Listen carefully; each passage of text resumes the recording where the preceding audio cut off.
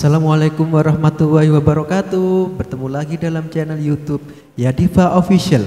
Pada kesempatan hari ini kami akan membahas latihan soal HOTS SKD CPNS tahun 2021 berdasarkan FR tahun 2020. Tes wawasan kebangsaan bagian 2. Jangan lupa subscribe ya, klik tanda lonceng, like, share, komen, semoga bermanfaat.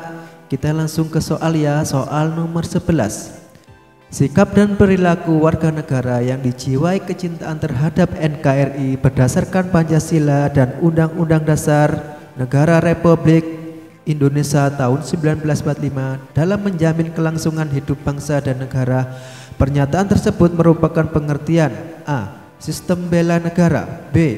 Bela negara, C. Pertahanan negara, D. Sistem keamanan nasional, E. Sistem pertahanan keamanan rakyat semesta. 5 detik dari sekarang ya teman-teman, bisa dijawab dulu. Jawaban yang paling tepat adalah B. Bela negara. Pembahasan.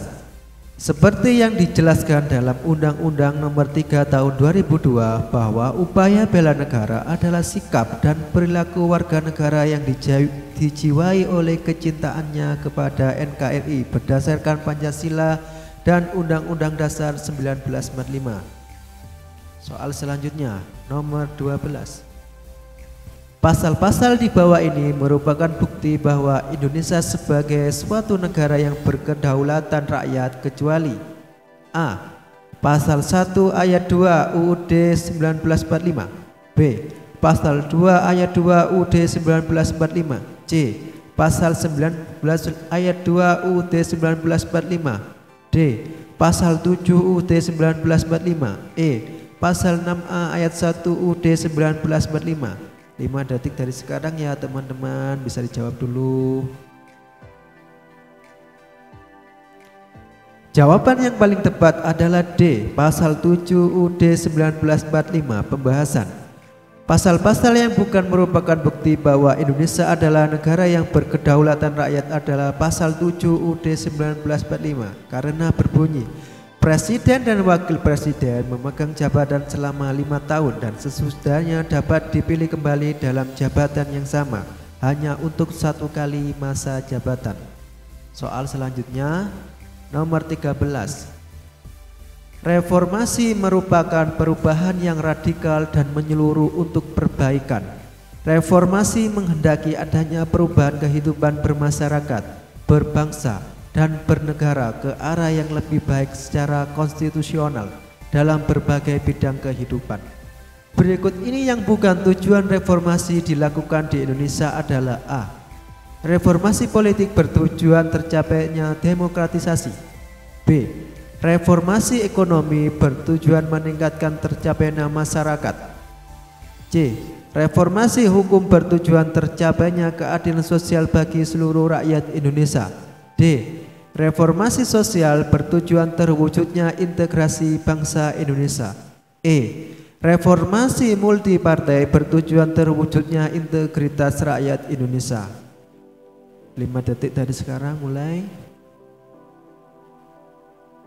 Oke, jawaban yang paling tepat adalah E. Reformasi multipartai bertujuan terwujudnya integritas rakyat Indonesia. Pembahasan.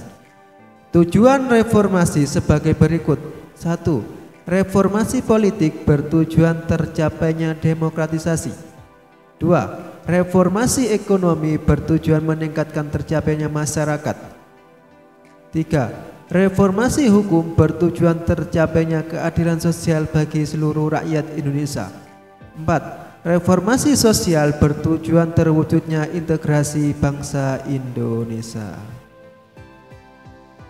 Soal selanjutnya nomor 14. Untuk meningkatkan kesejahteraan masyarakat, pemerintah mengeluarkan berbagai kebijakan seperti program keluarga berencana, transmigrasi, gerakan wajib belajar, dan gerakan orang tua asuh. Namun, terdapat beberapa penyimpangan pada masa Orde Baru, yaitu A. Kekuasaan yang demokrasi, B. Kekuasaan yang otoriter, C. Kebijakan ekonomi yang berpihak terhadap rakyat, D. Kebebasan mengeluarkan pendapat, E. Keseimbangan ekonomi. 5 detik dari sekarang ya. Oke, jawaban yang paling tepat adalah B, kekuasaan yang otoriter. Pembahasan. Pilihan A, C, D, dan E bukan termasuk penyimpangan di era Orde Baru. Soal selanjutnya nomor 15. Sebagai seorang pendidik di sekolahnya, Bapak Andri termasuk orang yang selalu menghormati temannya walaupun berbeda agama. Dan mereka berdua selalu rukun menjalankan aktivitas bersama-sama dengan ramah. Yang dilakukan Bapak Andri merupakan pengamalan Pancasila sila A, ketuhanan yang Maha Esa, B, kemanusiaan yang adil dan beradab, C, persatuan Indonesia, D, kerakyatan yang dipimpin oleh hikmat kebijaksanaan dalam permusyawaratan perwakilan, E, keadilan sosial bagi seluruh rakyat Indonesia. 5 detik dari sekarang mulai. Oke, jawaban yang paling tepat adalah A, ketuhanan yang Maha Esa. Pembahasan. Karena Pak Andri mengamalkan butir Pancasila sila ke-1 yang berbunyi mengembangkan sikap saling menghormati kebebasan menjalankan ibadah sesuai dengan agama dan kepercayaan masing-masing. Soal selanjutnya nomor 16. Soalnya ini agak panjang ya, lumayan hot. Sebagai kepala rumah tangga, Pak Budi merupakan seorang ayah yang sangat peduli dengan pendidikan ketiga buah hatinya. Beliau sangat suka mengajari anaknya jika mengalami kesulitan dalam hal menjawab pertanyaan ataupun tugas dari sekolah.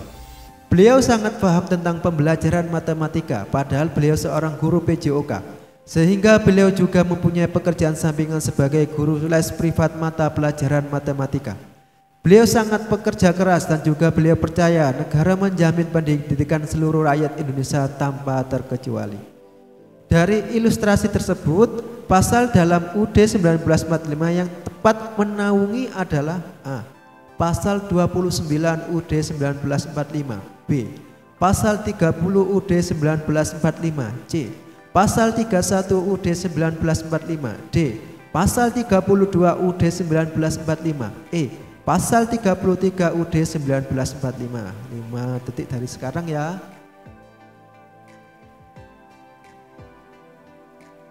Oke, jawaban yang paling tepat adalah C, pasal 31 UUD 1945. Pembahasan.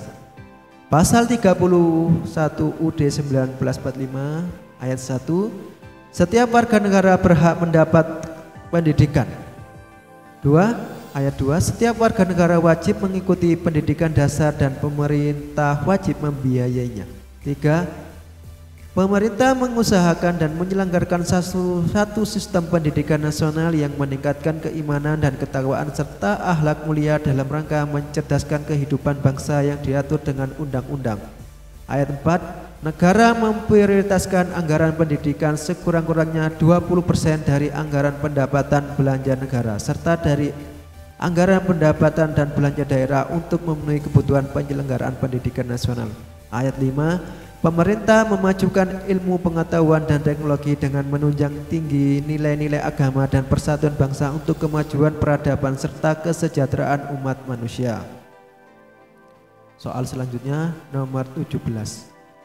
Berikut ini pasal-pasal dalam UUD 1945 yang mempunyai hubungan langsung dalam keterkaitan dengan Pancasila sila ketuhanan yang Maha Esa adalah A, pasal 29 UUD 1945, pasal 30 UUD 1945, C, pasal 31 UUD 1945, D, pasal 32 UUD 1945, E, pasal 33 UUD 1945. 5 detik dari sekarang ya teman-teman.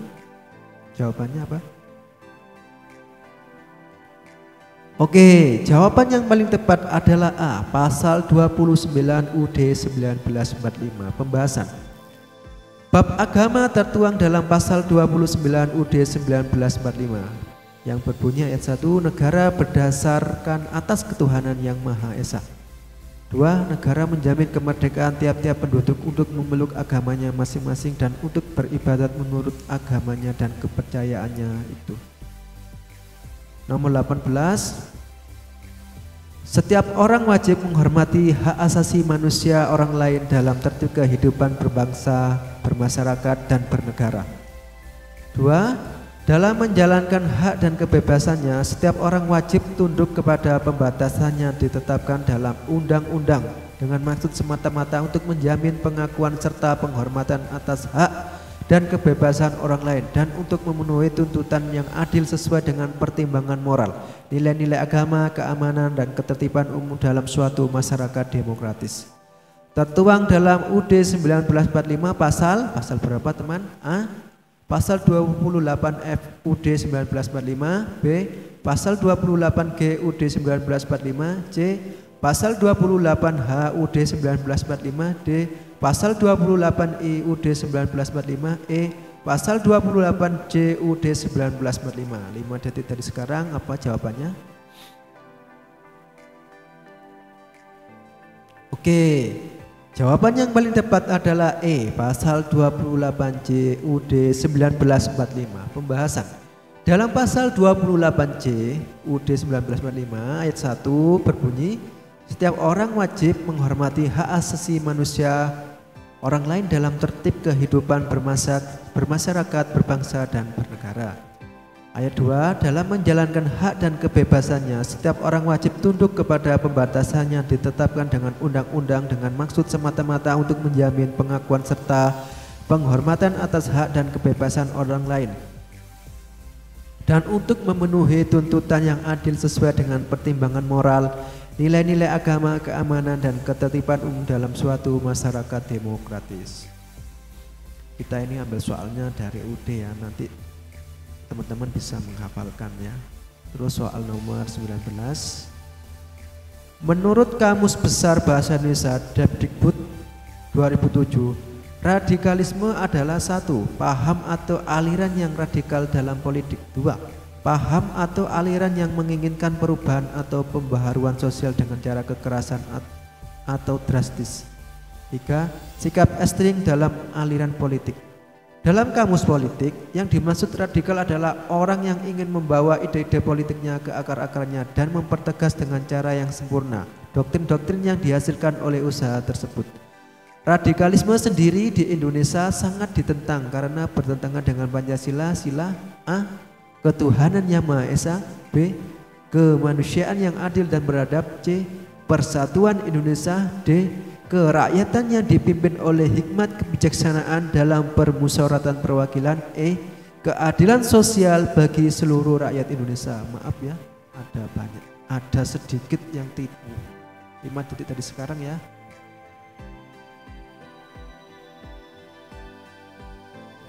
Jawaban yang paling tepat adalah C. Persatuan Indonesia. Pembahasan. Karena dengan adanya radikalisme dapat memecah belah persatuan bangsa Indonesia sehingga bertentangan dengan Pancasila, sila persatuan Indonesia. Nomor 20. Dan perjuangan pergerakan kemerdekaan Indonesia telah sampailah kepada saat yang berbahagia dengan selamat sentosa mengantarkan rakyat Indonesia ke depan pintu gerbang kemerdekaan negara Indonesia yang merdeka, bersatu, berdaulat, adil dan makmur, terdapat pada UUD 1945 alinea ke A 1, B 2, C 2 dan 3, D 3, maaf tipu, E 4. 5 detik dari sekarang.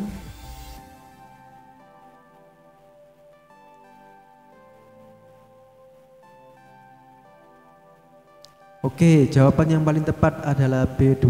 Pembahasan bisa dibaca sendiri ya, Undang-Undang Dasar itu banyak ini. Ada 4 alinea taman. Soal selanjutnya nomor 21. Menurut Kamus Besar Bahasa Indonesia, nasionalisme adalah paham atau ajaran untuk mencintai bangsa dan negara. Artinya, setiap warga negara Indonesia haruslah memiliki kesamaan cita-cita dalam tujuan sehingga setiap warga negara bisa merasa setia terlebih pada negara dan bangsanya sendiri. Dalam kata lain, setiap warga negara wajib menanamkan rasa serta jiwa nasionalisme pada bangsanya. Dalam sejarah perjuangan bangsa Indonesia, nasionalisme layaknya kata sakti yang dapat membangkitkan semangat perjuangan bangsa Indonesia melawan penjajah. Nasionalisme atau semangat kebangsaan merupakan cerminan dari sila Pancasila yang A. Pertama, B. Kedua, C. Ketiga, D. Keempat, E. Kelima. 5 detik dari sekarang. Oke, jawaban yang paling tepat adalah C. Ketiga, pembahasan. Sila ketiga Persatuan Indonesia dalam butirnya yang bersatu mampu menempatkan persatuan, kesatuan serta kepentingan dalam keselamatan bangsa dan negara sebagai kepentingan bersama di atas kepentingan pribadi dan golongan. Nomor 2, sanggup dan rela berkorban untuk kepentingan negara dan bangsa apabila diperlukan. 3, mengembangkan rasa cinta kepada tanah air dan bangsa. 4, mengembangkan rasa kebanggaan berkebangsaan dan bertanah air Indonesia. 5, memelihara ketertiban dunia berdasarkan kemerdekaan, perdamaian abadi dan keadilan sosial. 6, mengembangkan persatuan Indonesia atas dasar Bhinneka Tunggal Ika. 7, memajukan pergaulan demi persatuan dan kesatuan bangsa. Soal selanjutnya nomor 22. Soalnya memang hot ya, agak panjang-panjang. Sumpah Pemuda merupakan bentuk kesepakatan masyarakat Indonesia untuk mengikat diri dalam satu ikatan kebangsaan. Generasi muda mempunyai kewajiban moral untuk menjaga konsistensi tersebut. Apabila generasi muda berkomitmen menjaga kesepakatan akan memberikan dampak positif bagi keberlangsungan bangsa dan negara. Dampak positif yang akan ditimbulkan yaitu semakin kuatnya ikatan nasionalisme bangsa Indonesia. Akan tetapi bila bangsa Indonesia tidak peduli lagi terhadap hasil konsensus tersebut, berakibat buruk bagi kehidupan bangsa dan negara. Berdasarkan informasi tersebut, dampak negatif yang bisa timbul apabila kita tidak mengimplementasikan nilai-nilai Sumpah Pemuda yaitu A. Hilangnya kewajiban moral generasi penerus. B. Melemahnya rasa persatuan dan kesatuan bangsa. C. Melemahnya ikatan nasionalisme antar warga masyarakat. D. Melemahnya rasa hormat pada orang yang lebih tua. E. Lunturnya ikatan persaudaraan. Soalnya hot ya, 5 detik dari sekarang. Oke, jawaban yang paling tepat adalah B. Melemahnya rasa persatuan dan kesatuan bangsa. Pembahasan. Sumpah Pemuda merupakan ikrar masyarakat Indonesia untuk menyatukan visi dan misi membangun bangsa Indonesia. Semangat Sumpah Pemuda harus terus tertanam terutama dalam diri generasi penerus bangsa. Apabila generasi penerus bangsa mengabaikan Sumpah Pemuda akan mengakibatkan lemahnya rasa persatuan dan kesatuan bangsa. Apabila hal ini terjadi, kondisi bangsa negara akan terancam. Soal selanjutnya nomor 23. Pembacaan teks proklamasi kemerdekaan Indonesia dilaksanakan pada 17 Agustus 1945. Menurut penanggalan Jepang, teks proklamasi kemerdekaan Indonesia dibacakan pada 17 Agustus tahun 2605. Teks proklamasi dibacakan oleh Soekarno didampingi oleh Dr. Andes Muhammad Hatta. Pelaksanaan pembacaan teks proklamasi bertempat di rumah Hibah Farhan bin Said bin Awad Marak. Rumah beralamat di mana teman-teman? A. Jalan Pegangsaan Timur nomor 46 Jakarta Pusat. B. Jalan Pegangsaan Timur nomor 56 Jakarta Pusat. C. Jalan Pegangsaan Timur nomor 66 Jakarta Pusat. D. Jalan Pegangsaan Timur nomor 67 Jakarta Pusat. E. Jalan Pegangsaan Timur nomor 69 Jakarta Pusat. Soalnya mudah ini. Kalau sering baca sejarah insya Allah bisa. 5 detik sekarang. Oke, jawaban yang paling tepat adalah B. Jalan Pegangsaan Timur nomor 56 Jakarta Pusat. Pembahasannya bisa dibaca sendiri ya. Persis sama soalnya. Soal selanjutnya nomor 24. Kongres Pemuda 1 dilaksanakan tanggal 30 April sampai 20 Mei 1926 bertempat di Gedung Keramat Raya nomor 103 Batavia, Jakarta dengan Ketua Muhammad Tabrani yang bertujuan 1. Memajukan persatuan dan kebangsaan. 2. Menguatkan hubungan perkumpulan pemuda kebangsaan di tanah air. Kongres Pemuda II dilaksanakan tanggal 27 sampai 28 Oktober 1928 bertempat di Gedung Old Java, Jalan Medan Merdeka Utara, Jakarta Pusat, dipelopori oleh kecuali A. Sonario Sartowardoyo, B. Muhammad Yamin Sugondo Jaya Puspito, C. Amir Syarifuddin, D. W.R. Supratman, E. Sodanjo Supriyadi. 5 dari sekarang, soalnya panjang ya, berhubungan dengan sejarah ya. Oke, jawabannya yang paling tepat adalah Sodanjo Supriyadi karena pada tanggal 14 Februari 1945 peta memberontak di Blitar dipimpin Sodanjo Supriyadi. Beliau tidak ikut dalam Kongres Pemuda. Nomor 25. Isi Sumpah Pemuda II 28 Oktober 1928 sebagai berikut. 1. Kami putra-putri Indonesia mengaku bertumpah darah satu tanah air Indonesia. 2. Kami putra-putri Indonesia mengaku berbangsa satu bangsa Indonesia. 3. Kami putra-putri Indonesia menjunjung bahasa persatuan bahasa Indonesia. Dari isi Sumpah Pemuda di atas, kita sebagai generasi muda sebaiknya A. Membeli barang-barang dari dalam negeri, B. Mencintai kebudayaan negara sendiri, C. Mengisi kemerdekaan dengan kegiatan positif, D. Ikut mengamalkan Pancasila sila ketiga, E. Mempunyai rencana ikut dalam kegiatan positif. Ayo, 5 dari sekarang nyoba dijawab teman-teman. Oke, jawaban yang paling tepat adalah D. Ikut mengamalkan Pancasila sila ketiga, pembahasan. Karena berhubungan dengan persatuan bangsa dan negara, yaitu ikut mengamalkan Pancasila sila ketiga. Karena itu jawaban yang sebenarnya benar, ada yang benar, tapi ini yang paling benar adalah D jawabannya. Terus nomor 26.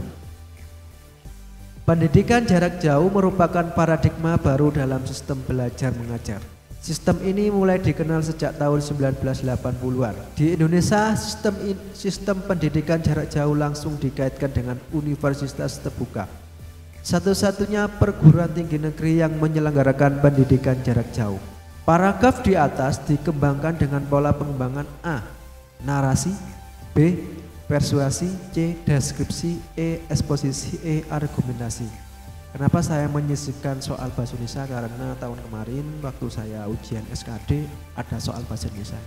Coba dijawab ya. Soal bahasa Indonesia ini ada di TWK.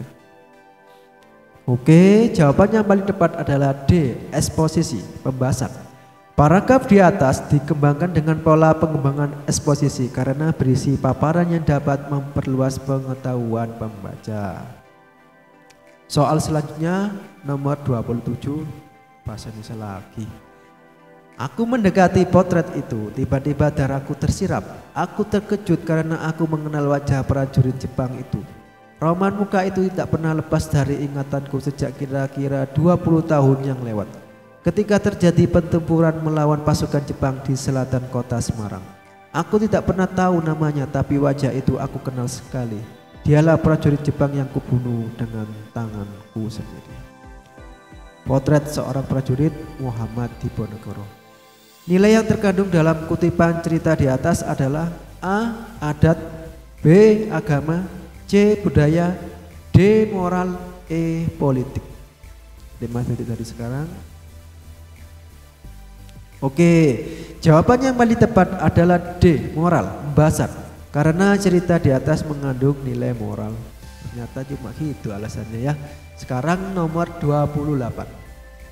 Standar Nasional Pendidikan merupakan acuan utama yang mengatur tentang standar minimal yang harus terpenuhi dalam pengelolaan sekolah oleh segenap penyelenggara sekolah, yaitu guru dan kepala sekolah. Tuntutan profesionalisme seorang guru tidak hanya dari pihak pemerintah saja, melainkan juga diminta oleh pihak masyarakat yang memanfaatkan tenaga guru dalam membimbing, mengajar dan mendidik peserta didik. Alasannya, tanpa adanya profesionalisme guru maka akan sangat mustahil siswa dapat mencapai kualitas hasil belajar yang maksimal. Ide pokok paragraf di atas terletak pada kalimat A pertama, B kedua, C ketiga, D keempat, E kelima. 5 detik dari sekarang mulai. Oke, jawaban yang paling tepat adalah A. Pertama, pembahasan. Karena ide pokok paragraf di atas terletak pada kalimat pertama yang dalam kurung standar nasional pendidikan merupakan acuan utama yang mengatur tentang standar minimal yang harus terpenuhi dalam pengelolaan sekolah oleh segenap penyelenggaraan sekolah. Kalimat berikutnya itu kalimat penjelas ya teman-teman. Terus nomor 29. Ini melengkapi kalimat yang rampung. Perbedaan manajemen dalam pengelolaan sekolah akan menghasilkan mutu lulusan yang berbeda juga. Kajian mutu lulusan bukan hanya dilihat dari nilai ujian nasional, melainkan karakter yang dimiliki titik-titik lulusan suatu sekolah titik-titik dari kematangan sikap kepribadian dan sosial, penguasaan pengetahuan serta keterampilan titik-titik dimiliki menjadi bahan life skill bagi siswa untuk mampu memperjuangkan kelangsungan hidupnya pada masa yang akan dihadapinya nanti. Realita ini yang menjadi tolak ukur sesungguhnya. Kata yang cocok untuk melengkapi paragraf yang rampung di atas adalah A. Oleh, mulai, yang, B. Dengan, mulai, dan C. Dari, mulai, oleh, D. Pada, mulai, dan E. Karena, mulai, serta. Saya dulu mendapatkan soal ini teman-teman. Ada sekitar 3 soal melengkapi kalimat rampung. Ada di tes wawasan kebangsaan saya. 5 detik dari sekarang. Oke, jawaban yang paling tepat adalah A. Oleh, mulai, yang. Pembahasan karena sesuai untuk melengkapi paragraf yang rampung di atasnya Pak. Teman-teman cocokkan sendiri ya. Kalimatnya panjang paragrafnya. Terus nomor 30 ini nomor soal terakhir. Nanti berikutnya kami atau saya akan memberi materi latihan soal CPNS juga, tapi materi TIU ada 35 soal ini masih dalam pengerjaan. Doakan admin atau yang saya semangat ya, tidak sakit, terus semangat membantu teman-teman untuk mencapai ASN di tahun ini. Nomor 30. Sekolah swasta dan sekolah negeri pada prinsipnya sama-sama memiliki kelebihan dan kekurangan. Akan tetapi tetap saja perbedaan mutu lulusan menjadi ukuran keberhasilan suatu manajemen sekolah yang dipandang oleh masyarakat pada umumnya. Sekolah swasta dengan leluasa untuk menyeleksi siswa yang benar-benar berkompeten untuk memperoleh mentalitas yang siap untuk berkompetisi baik dalam lingkungan sekolahnya maupun di luar sekolahnya. Karena mereka pada umumnya sudah dibiasakan berkompetisi secara jujur dan mengutamakan kualitas. Kondisi ini akan memberikan dampak yang jauh lebih baik daripada dampak lulus 100% dengan nilai tinggi tapi berkompetisi secara curang dan tidak jujur. Ide paragraf di atas adalah A. Sekolah swasta dan sekolah negeri pada prinsipnya sama-sama memiliki kelebihan dan kekurangan. B. Akan tetapi tetap saja perbedaan mutu lulusan menjadi ukuran keberhasilan suatu manajemen sekolah. C. Sekolah swasta leluasa untuk menyeleksi siswa yang benar-benar berkompeten untuk memperoleh mentalitas yang siap. D. Karena mereka pada umumnya sudah dibiasakan berkompetisi secara jujur dan mengutamakan kualitas. E. Kondisi ini akan memberikan dampak yang jauh lebih baik daripada dampak lulus 100% dengan nilai yang tertinggi. Soalnya lumayan kayak membaca koran ya, tapi harus semangat. 5 detik dari sekarang. Oke, jawaban yang paling tepat adalah A. Sekolah swasta dan sekolah negeri pada prinsipnya sama-sama memiliki kelebihan dan kekurangan. Pembahasan karena paragraf di atas ide pokoknya ada di awal paragraf kalimat pertama. Oke, cukup sekian pembelajaran TWK dari kami. Nanti bertemu di pertemuan berikutnya pembelajaran TIU ya, ada 35 soal. Tetap semangat teman-teman ya, belajarnya akan menjadi ASN tahun 2021. Semoga bermanfaat. Channel Yadiva Official ini jangan lupa like, share, komen, subscribe, dan klik tanda lonceng. Terima kasih. Salam pendidikan Wassalamualaikum warahmatullahi wabarakatuh.